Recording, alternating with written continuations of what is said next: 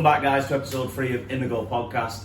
We've thrown out the rule, but we were going on the road. We're not. We're back at Bunbury's because we've got the pleasure of Belgian Mark, who wanted to come in and talk us through some Belgian beers. You may get it pretty fast that he's not actually Belgian. It's just what Daryl calls him.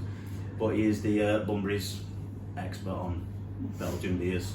Belgian attire, looks the part, as we do. So, welcome, Mark. Oh, thank you. Yeah, so Mark's been coming in for many years. Sorry, I'm that old in this place. Is that old? The reason you're known as Belgian Mark is because you've been doing our Belgian beer tastings over the years. So do you want to tell us a little bit about it? And bring lots of Belgian beer bottles. And loads of Belgian beer. Yeah.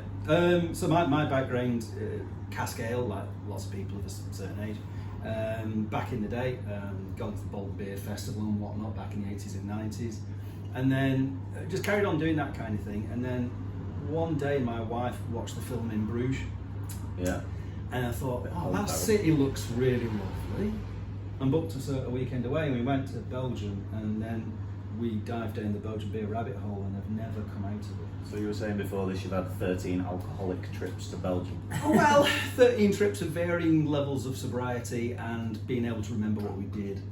We've flown over there. We've gone literally like little weekends. We've taken the car on the ferry and travelled around, done all sorts. See, because we had a really awkward conversation. Well, I say awkward, it got awkward because Daryl had a few drinks and he was saying, Belgian Mark's coming in. And I was like, all right, whereabouts in Belgium does he come from? And he looked at me like a two-head. Belgian Bolton. And I was like, I don't understand why you're looking at me like this. One He head's said, no, what? he said he's not actually Belgian, he's just called Belgian Mark because he loves all things Belgian beer. I was like, The thought of you having more than one head's worrying me. To be fair, I love other stuff as well, but Belgium was the kind of first big thing after cask beer that I really got into, and then I got into some German, and then into American, and then just dived into everything. But this was kind of the thing that got me into more of the modern beers, even though some of these are actually really trad. well, speaking of diving in, we're going to change the script up for this one and we're going to do a couple of reviews first. Then Mark's going to speak us through some of these because his knowledge far surpasses mine and Daryl's. And we'll... Right, yeah. So the first one says on DuPont. Can I give us a brief? I mean, literally all of these are world-class beers. This is probably known as, a lot of people say that it's the most famous Saison style beer. So a Saison beer is it's a beer made for drinking in summer into autumn, but a bit like a German Oktoberfest beer, which would be brewed in kind of spring or winter and then aged until later in the next year. This would have been brewed in winter and then aged in wooden barrels for a number of months and drunk in summertime going into autumn. There's apocryphal stories about, it was brewed for the saisonnier, the guys who actually brought the harvest I was in going to autumn. say, that's a legend I've heard. That It's brewed for the farmers, Yeah. the itinerant workers on the farms. Yeah. And obviously there's another style for the miners in the Walloon region. The Grisette, Well, this is Wallonian as well. It's just right, okay. this is from Hainaut province, where Grisettes come from, near the city of Mons. This comes from just a bit further up the border, the Belgian-French border, at a little farming community area called Tourpe. Briefly, is there a difference between Grisette and Saison? The Grisette is the link is the grey one, as in the French word gris. It's meant to have wheat in the malt bill, whereas this doesn't. The hopping on this there's dry hopping on this, which is interesting. But the interesting thing about the Saison DuPont is that the copper vessels in their brewery.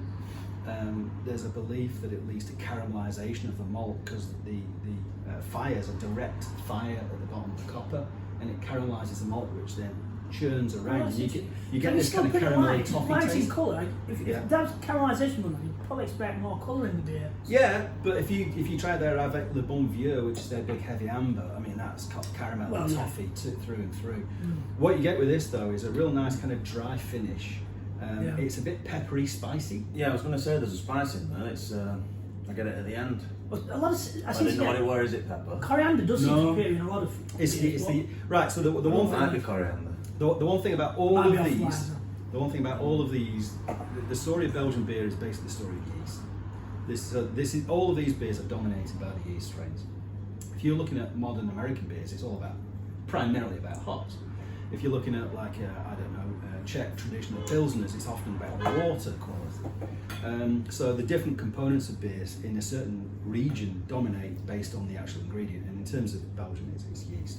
So that's the yeast strain and yeast strains. Also, a traditional saison would also be a bit mixed fermentation. So they might open the fermenters to the wild yeast that's in the surrounding farming area, so that you wouldn't just pitch brewer's yeast in, but you get wild yeast in there that would actually give it little quirky local differences to the taste. You do tend to, I was going to say, you do, well, I mean, this is quite a standard taste, it's really quite controlled the flavour. Yeah. And I quite like that. This was the episode I was most worried about. I'm not massive on Belgian beer. Well, it's one of those things, if you're into pale beers, a pale ale, most people will have never heard of that. Yeah.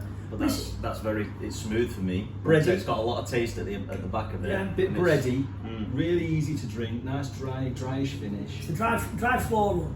Yeah. Grassy and hay-like. It's really lovely, very reminiscent of like. It's one of those you can have a few. Oh, yeah. At 6.5%, it is. Well, it is only a few. And also, the other thing about this brewery is that this brewery is one of the first to do an organic range of beers. They've been doing organic beers for about 30 years. It's their biologique range. So there's a biologique version of saison, the saison, and they do others that are biologique. So that's their kind of nice little unique stance that they take. I mean, others. Just in case anyone's wondering, some of these are so far away from each other. Yeah. Tasting that, you do need to clean the palate. Starts off professional, it'll be a disaster by the end. We'll do our best to not let Daryl pour any drinks. They're very distinctive beers. No, I like that. Someone is really looking enjoy under the. We've got an audience. Right, so the next one up is Mariage Parfait by Bone Brewery. So this is another Wallonian beer. This comes from just a few miles southwest of Brussels. This is a lambic. So whereas these are all kind of brewery's yeast has been thrown in there, or they've got a bit of yeast from the local environment, this is 100% spontaneously fermented. This is the one. This is a blend of 1, 2 and 3-year-old beers. Yeah, out of the descriptions that you gave us sort of offer at the start, this is the one I'm probably So most looking for. This one is quite, it's a little bit sour for sure, a bit tart. Because it's oak and wood barrel aged, I already know I'm going to like this. you get a real lovely kind of tartness to it.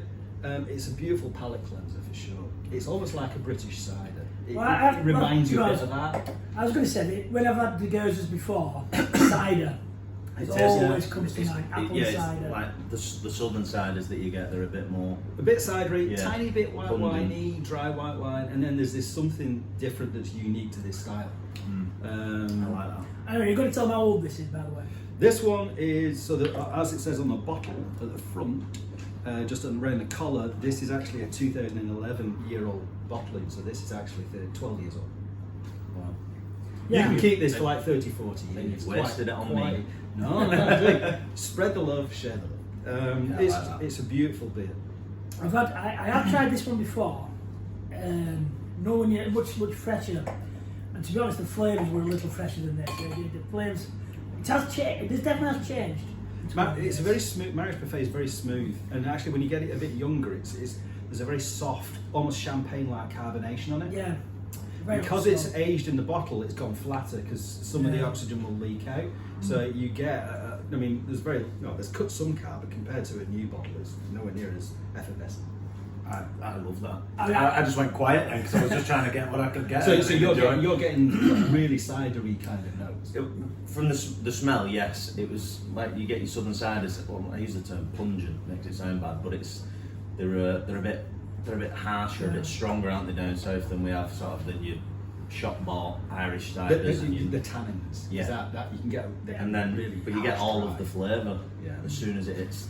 I do have to point out, if you're having curry, you have to have a Gozer with it. Yeah, they work really well with spicy food. By far the best drink I've ever had. What's great about these is because that pH is quite low, so you get that sourness. They're great at cutting through fat to clean your palate. So if you have like fatty food, Well, I thought you were going to say they'd cut through my fat then. No, unfortunately.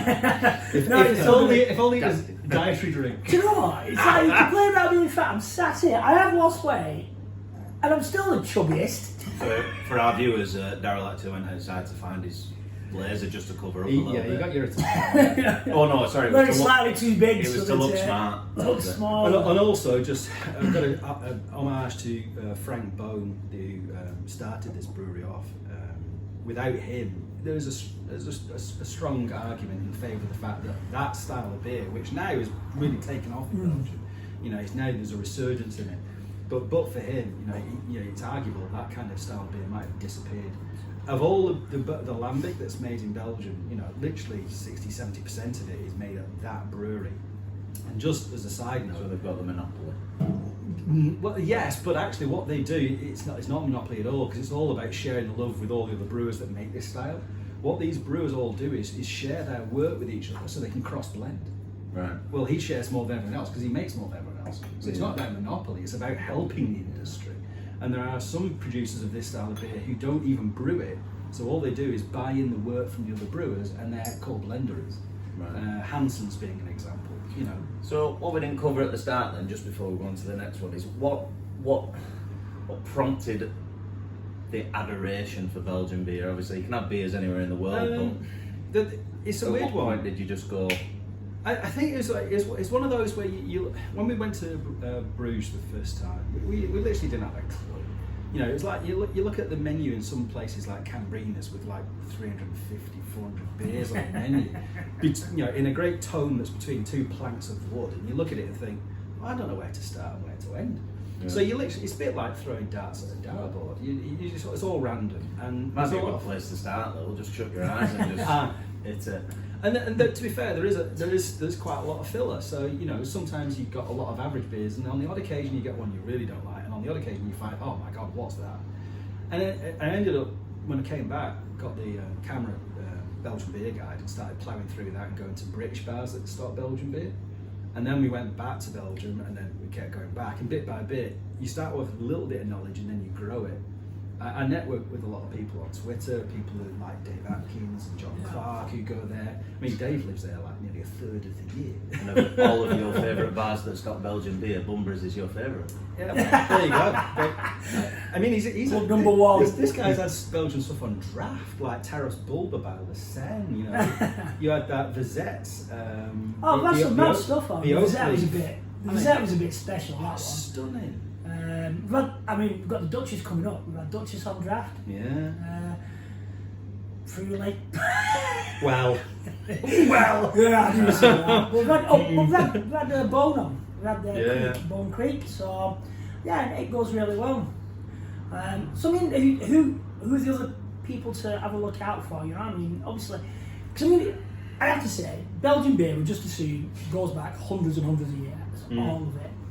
But I don't know, there is very much a modern side to Belgian beer. Yeah. So who's the kind of new boys to look for? Well, new boys, I mean, we'll get to one in the end at Destrosa.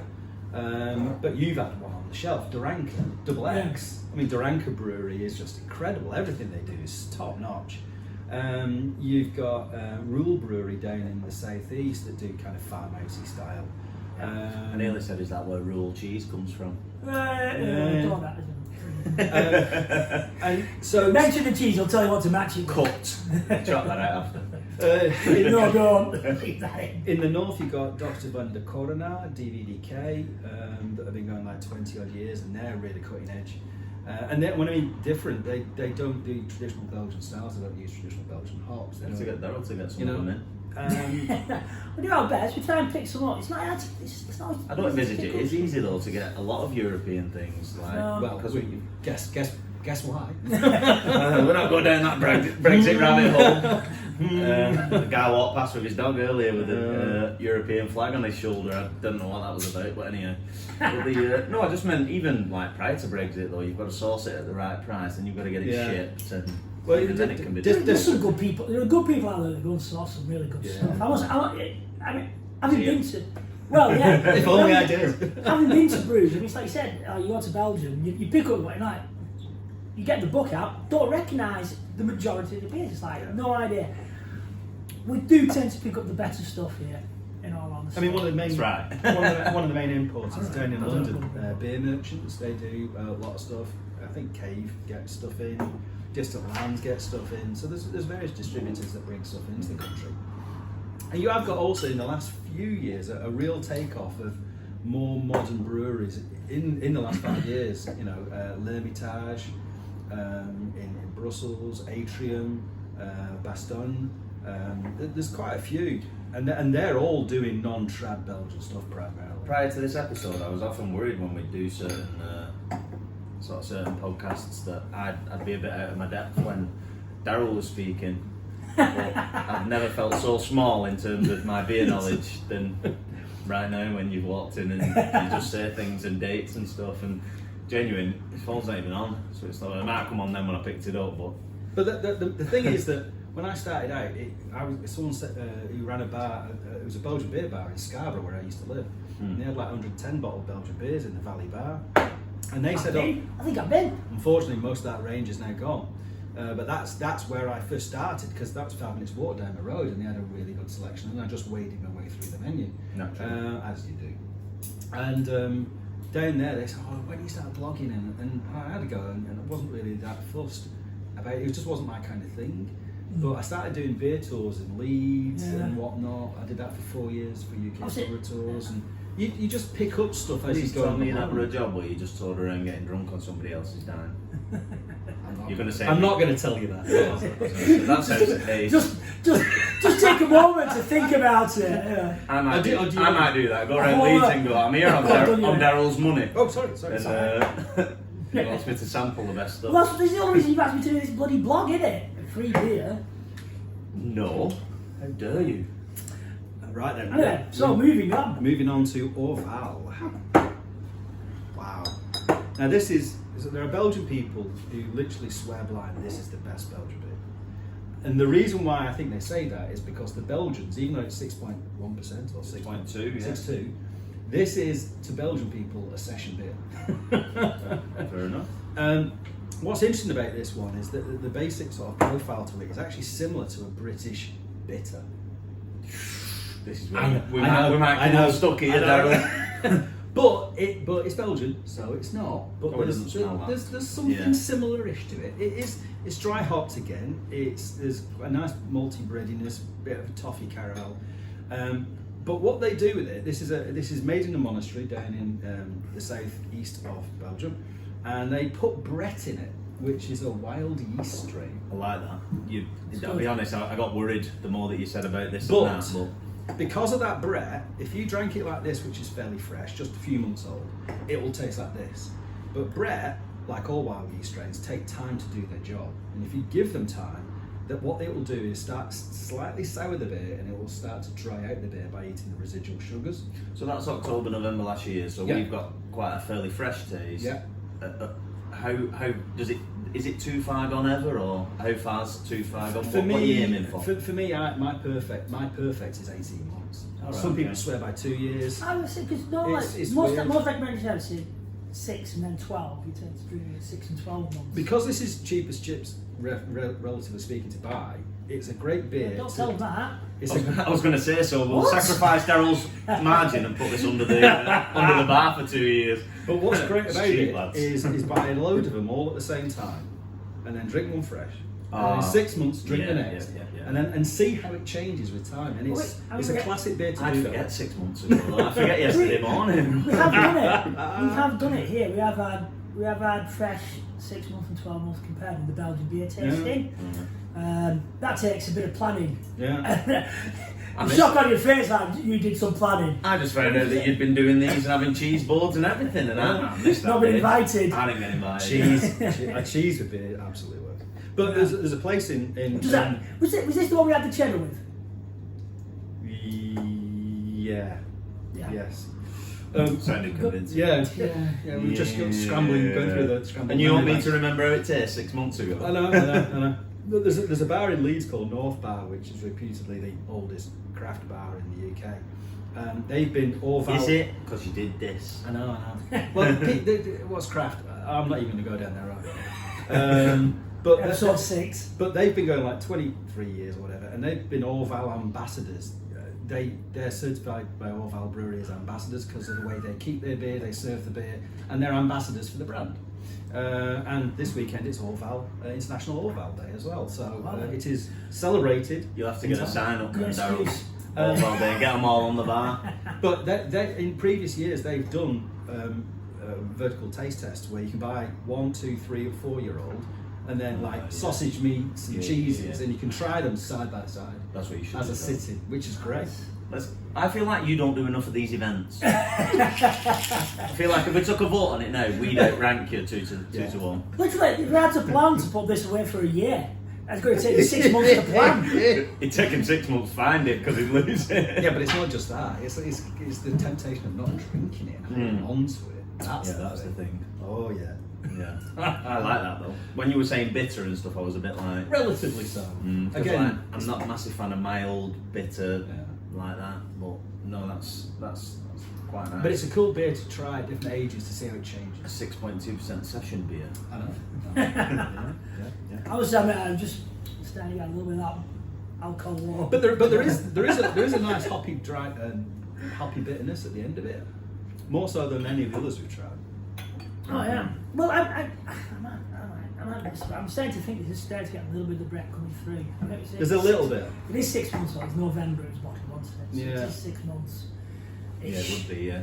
Well, I think So we're October. I'm just Oh no, yeah, just feeling like we've got just a little touch. Yeah. No, I I might be. My wife loves it fresh as. I love 18 months. I know people love 3 years. It just depends on the kind of aspect of it that you prefer. And that's the thing, I'd struggle going back to what you said a minute ago. If I bought one now and I took it home, I put it on the shelf, at some point I'd pass it and go, you're getting drank. It just wouldn't last 6 months out of the 112. I thought you were going to drink that then out of the bottle. Classic. You know what I was going to say, whoa. Yeah, no, this is probably going to be the I'm trying to see which one's most beer. interesting That of all one's of dry. them. This is the one. I've lost how many glasses we had, that was all. Yeah, you didn't. Is this the one that you gave me the explanation of earlier? So Yeah, I think this it is. is again a barrel aged beer. Put that up front and centre, bring that one back. Comes from southwestern Belgium in West Flanders. The Hager Brewery from the little town of Dichter. This is an ale that's aged in oak wood barrels for up to 18 months. But the final beer is a blend of 18 months and a younger 8-month beer. Okay. And what you get on the nose is big malts and big kind of like cherry red fruit. Oh, you do. But you get a fairly interesting balsamic vinegar nose as well. That's heavy hitting that when you smell it. Now, if you That is kind of like excite it in a glass of it, you'll get more aroma out of it. More of that balsamic comes out. You're not selling this. Tell you what, This is basically vinegar in a glass. well, do you know, I know he's not, he may not be selling to you, but I tell you what, this is the greatest beer in the world. This is The incredible. best thing is though, now that the more you've said balsamic, the more I can smell. I'm like this, going, oh my god, because for one, I don't like vinegar. Don't know what that makes people. It's like when you go fish and chipping, people go, "Can I have salt and vinegar?" And they literally drown it, and I go, "No, I've got wet spuds." This is banging with In my head now, that's what I'm drinking. red meat, Wet spuds. Zone out, zone out. red meat stews and things like that. It works brilliantly. This is a great pairing beer.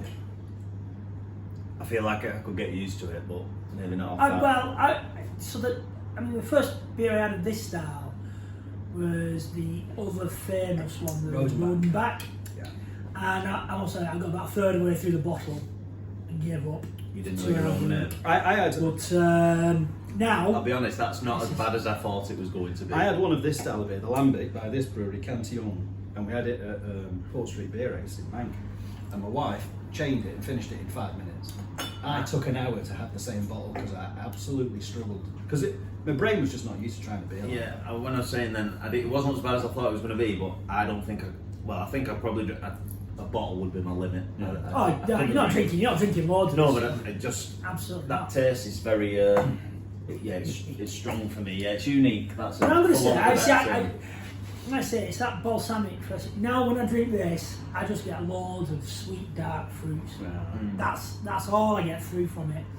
It is. I think it's just absolutely amazing. But what's amazing is The that aftertaste is actually better. I know it might sound odd, but the taste is more pleasant after it's gone than it is. Well, the tasting technique is to give yourself a little belch, let it come back.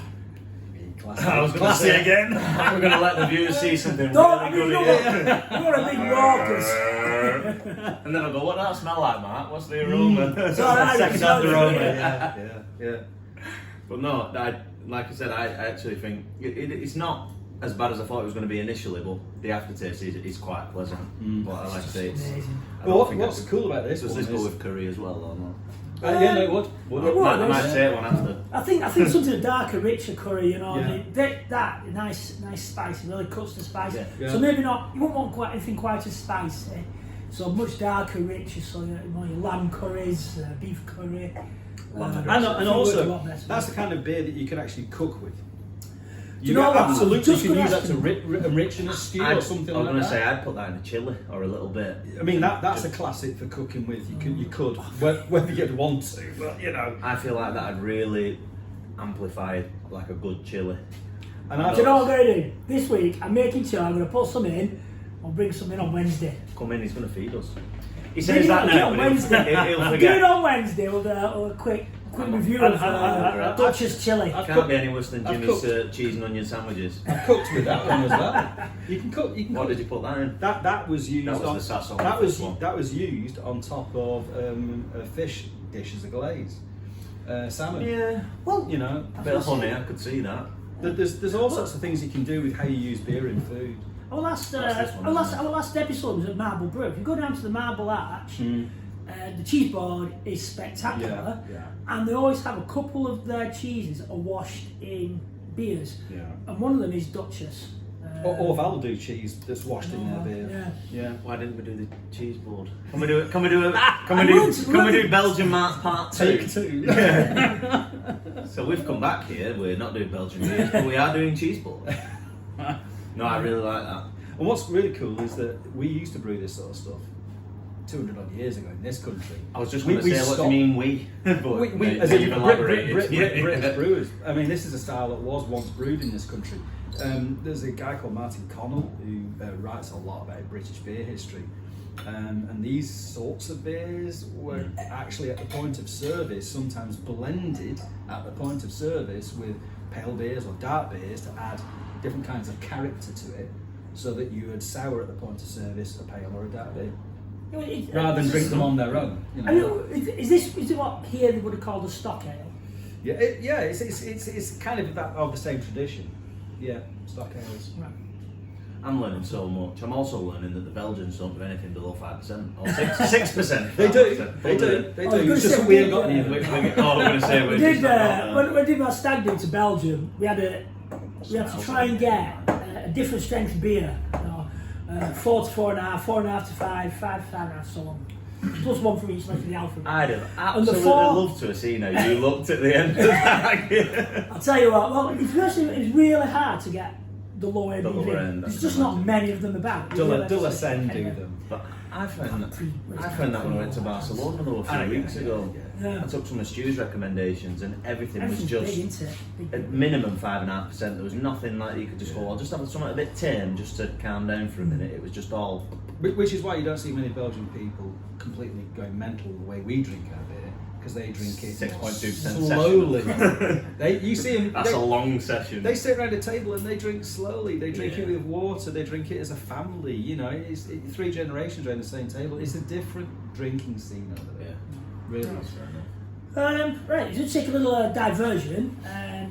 Because I was looking up on your Twitter account today, and you have given us a link to vote to save the Britain's Protection pub in Manchester. So, I mean, briefly, what's going on there now? Well, with Britain's Protection, the current owners, the current owners are not renewing the lease for the current landlords. So the current landlords are doing a great job there. The leases have been renewed. There is a belief, don't know how much this is proven with evidence, that someone else is going to come in, and you know, there's all kinds of fears that the place might be gastropubs trashed, the interior, which is a food. Is it that? No, but just the term gastropub, and then they started putting food in supermarkets. Gastropub Oh, food. yeah. Well, it weren't. It's supermarket food. You could charge a bit more for that. It's one of like Manchester's historic pubs. The interior is stunning, and if we lost that, that would be just such. It's be I criminal. mean, for anybody that doesn't know it, I mean, it is a spectacular early Victorian era pub. Yeah. All the original tiling on the walls. Central bar. I mean, it was. I mean, it has been moved. It was saved. It's been saved before. It was literally moved brick by brick to its current location to save it. Also, there's a small car park right at the side that they want to build a high-rise building on as well, but to overlook I the think building. that hasn't that been actually sort of like vetoed that, because I know Has that been blocked? Jim from Generally, Salford Independent everything was trying to sort of like help block that one as well. Yeah, I mean, it is a shame. I mean, it is one of the tragedies of the way things are going with pubs shutting is that we lose the buildings. The buildings are spectacular. It's like town, isn't it? Though, like, obviously, some of the guys who are watching it will know Bolton Town Centre, others from further afield won't. But we've got all these amazing Tudor buildings, Victorian buildings, and they're just flattening them. And it's like you're not bothered about some of the. Well, it sounds bad to say you're not bothered about some of the businesses, but what I mean is they move. But then you lose these buildings that have been there 300-400 years, and you just think we literally just deleted history. Yeah. So, I mean, there is a little bit of a. I mean, pubs are targeted. It's all to do with planning. Once you've got a pub, you need less planning to change it. So it's easy to put flats in, to knock down. They're just not protected the same. Like I say, you look at the spectacular buildings. Another one very close to here, Arkwright's. Stunning building. Just down the road. Yeah. I used to go there for bonfire night. It was great. And that was the biggest loss. That's because I'm a lot younger than these. If Just throw that in. that's clever. You just snuck that one in there. It was the only time we were ever allowed down. I used to go to down to bonfire Arkwright's. when it was bonfire night. Yeah, Christmas Day at Arkwright's and all that kind of. But yeah, that was a massive grand building. It was, like I say, all original features. Roomy stunning. interior. Yeah. I'm going to have to Are you some looking for water. glasses? No, I'm going to have to Oh, some water, water. yeah, go for it. That's. Well then, let's move on to what is. I love that you put it in the beer glass and thought that's not going to taste nice, is it? There are many people that think this is the best beer in the world. Oh, no, he's just said the last one was the best beer in the world. Yeah, well, It's my personal opinion. Yeah. For me, it's the best. This is really good. We've got more. Are we all back coming in? Yeah. Not really, but we won't cut it out. We'll just go full candid camera afterwards. Go on, Karen.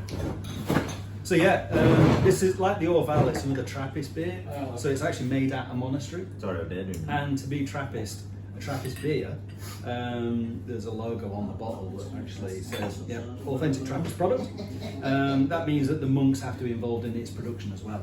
You've sold this to me now as the greatest beer in the world. It is. There's a lot of people say this. I love how you answered that with it is. Yes, There was no like, well, some people think it is. It was just, it categorically is. it is. It has been voted by many people. It is the one. Do you know, I find this a little bit hard. It's I a thought you were going to say it is, then I was going to say you can't say that for the last beer, but then. it's a barley wine. It's coming at 11%. 11.2.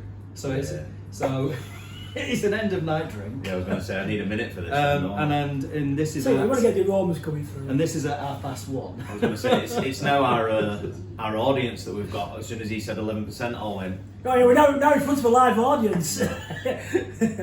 So yeah, it's Little ripple of applause from the audience. I was going to say it smells.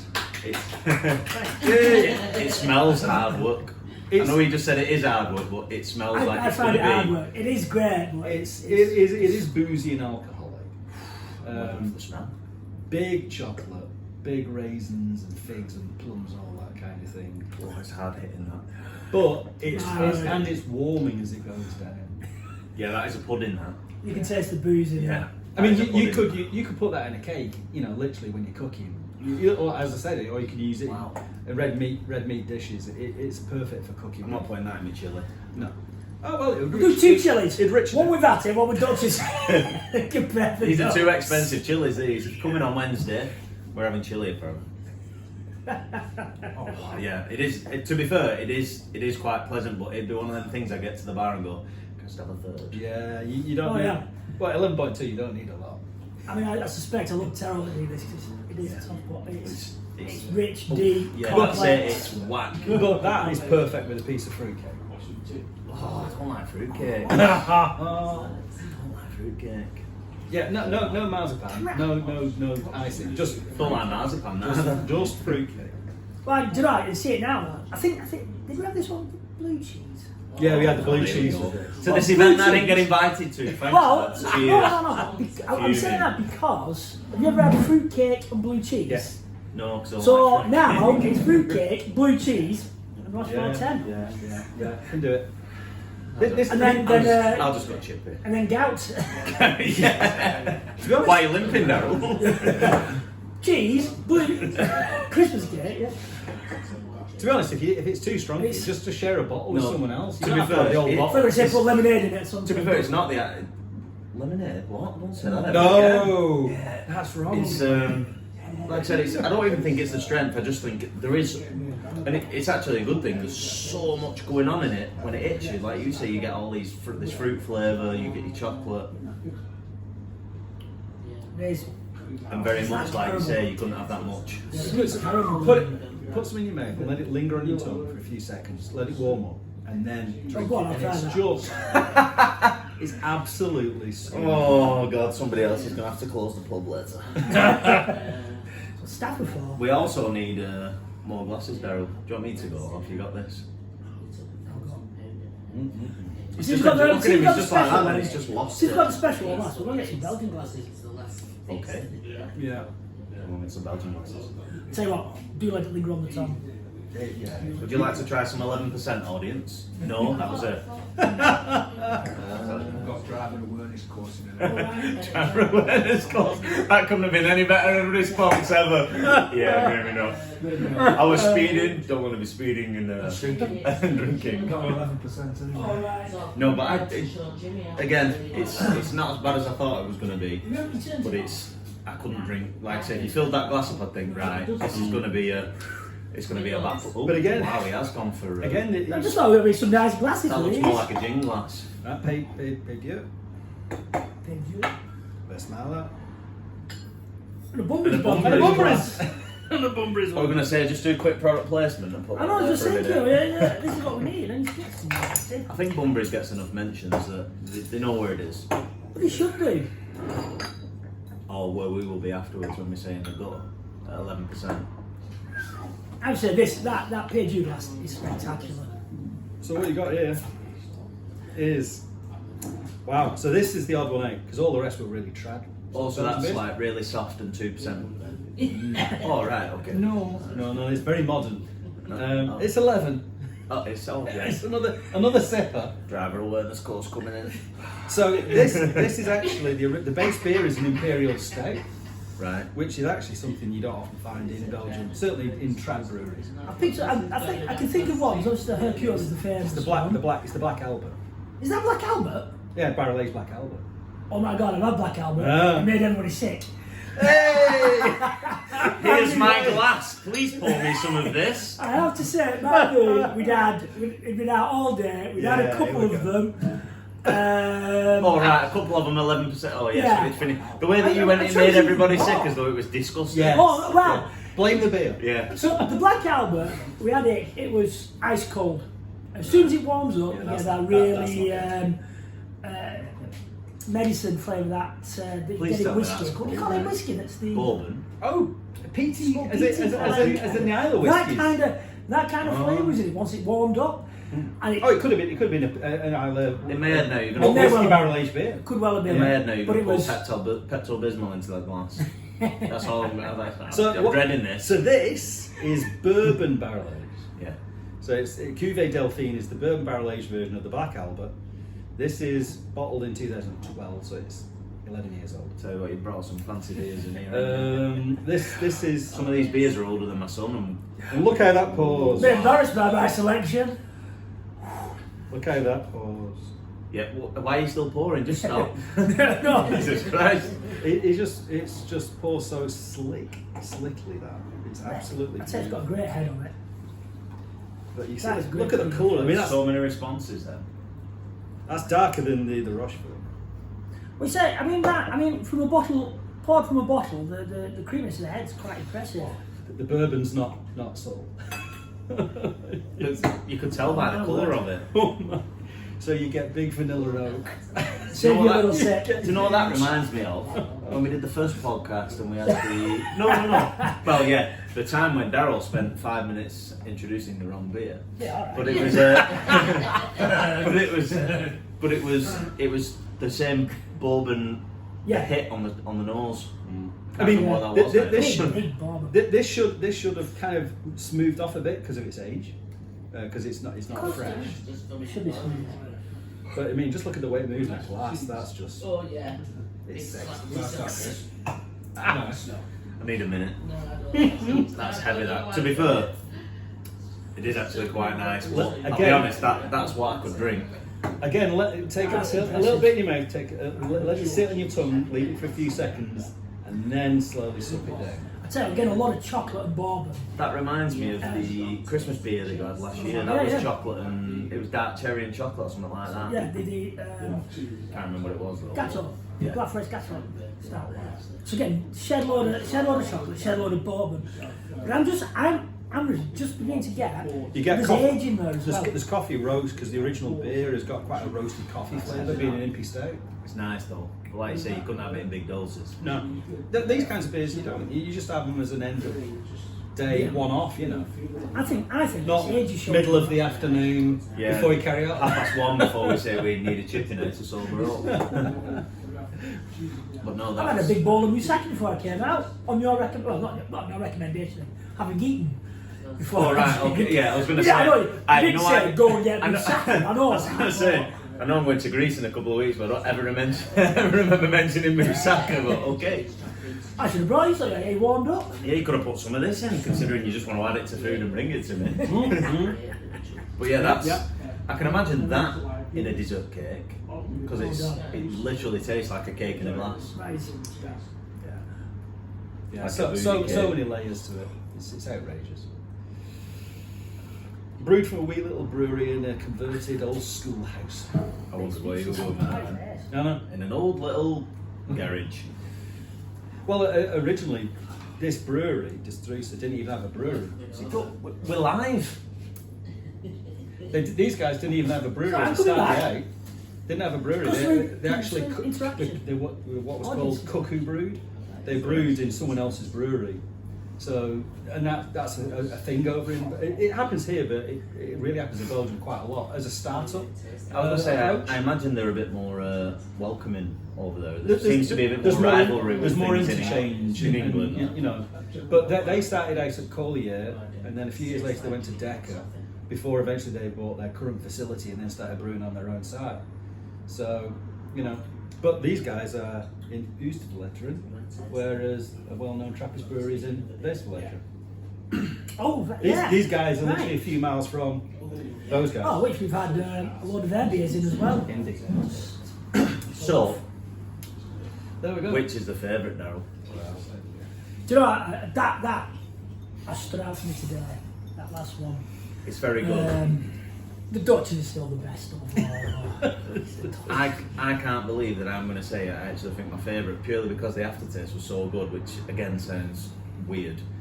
The balsamic vinegar. Yeah. No way. Yeah. The one you feared the one the I feared most. the most. The thing is, it just tasted so good afterwards. It was one of them things that you ever had like a piece of like, I was going to say candy, but you know what I mean, like the hard sweet or something that you don't like, but then you suddenly go, I need another one, and then you eat another one, and then you eat another. And you're like, that's what that was like. I needed, like a meth addict. I needed more.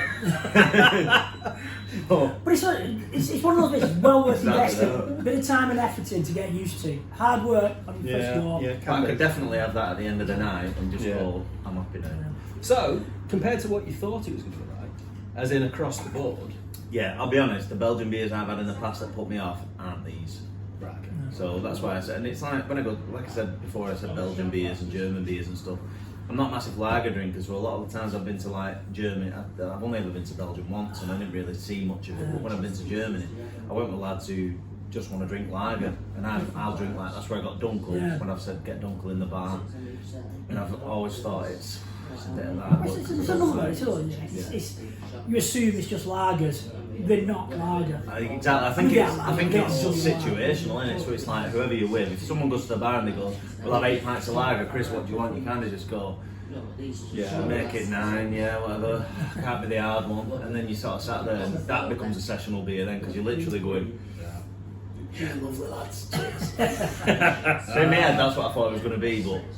6 to 11% Belgian beers. The range of stuff on in this scene is quite incredible, and this is the only beer scene in the world that's actually got a UNESCO Cultural Heritage Award. About 7 years ago, it was awarded UNESCO status, simply because of the importance to world beer, because of how diverse, how rich in history the Belgian beer scene. It's an amazing beer scene. It really is. Anyway, so just before we finish, what would your last orders be? So you're in the pub, the infinite pub. What beer are you going to order? What's your ultimate beer? Anything in the world. To be honest, I love them all, but I mean the one that So last orders, mate. Got to make it count. for me, the one that I would go for is a beer by these guys. It's called Panapot. Panapot. Have you brought pie? No, I've not. I've brought Panapot in here before. I'm going to say brought Panapot in. I've brought Panapot in before, and it's Old Fisherman's Ale, or Fisherman's Old Ale, and Panapot is just incredible. It's 9%, 9-ish. Panapot Fisherman's Ale. Old Fisherman's Ale. That sounds like something I need to try. And it is, it's a strong brown beer, and it's extraordinary, it really is. And again, it's one of those, when you age it, it's just outrageous. But as a session beer, I would just go with it. Saison. Well, I don't know whether I was watching, but I've just topped mine up with the Saison. Yeah. What, the cuvee? Yeah, it's a blend. I'm Doing doing a bit of blending. blending. The best thing is he's blending, and now I'm like, and because of that, tonight I will be behind the bar. Yeah. But no, I'll be honest. Anything like that would be my end of night thing. Just to Oh, well, I'm you get sure. that sweet, Nightcap. that sweet taste at the end of it. There's no way you're following on from that. I'm falling home from that. I thought that's what you said. There's no way I did as well. So just like What are you falling saying? home. What are you saying? It's true, but what are you saying? Yeah, I'd fallen home from that. But yeah, I've thoroughly enjoyed that. Like I said, I was a bit concerned beforehand that it was going to be the drink like similar to the drinks I had before, but I could definitely get down with 6.2% sessional beers. Well, we could do another one of these because we did another. Can we do cheese though? We did, yeah. Well, that's what we'll do next. I tell you what, we'll book you in for Book a me few in? episodes down. Yeah. We'll do a cheese Get and the beer XX the XX in because you're gonna love the XX. So you take this perfect point now, you pause for a minute and then go, so any cheese businesses out there that would like to sponsor us? yeah. Or you can even go for hams as well. You can go like a bit of cooked meat, a bit of cheese. Oh, there's plenty of ham out Don't there. make him start cooking and pouring beers on it. Special chambon. Oh, watch out for the follow-up show. Chili con Duchess. Yeah, that's Wednesday. I'll give you an honest review on the YouTube channel. Genuinely, if he forgets, that video will go on. If he doesn't, the taste video will go on. Right, well, thank you, Mark. It's been, do you know, every time you come in, every time we talk about Belgium, you're absolutely fascinating. Everybody that's been to the beer and cheese has absolutely loved it. We have a long list of people who want to do it again, so I mean, we'll be running that sometime, I'm sure. But just thank you for coming in. It's been brilliant, and the 2 beers you brought in, exceptional. Thank you very much. Exceptional. Thanks for the invite. Yeah, no, definitely. And we'll be back with you next month. We're going to be back out on the road, I think. Rivington, definitely Rivington. Got a few next places time. lined up. So- Evidently, it's Rivington's nailed on. So we'll see you again next month. Once again, thank you. Cheers. Cheers, boys.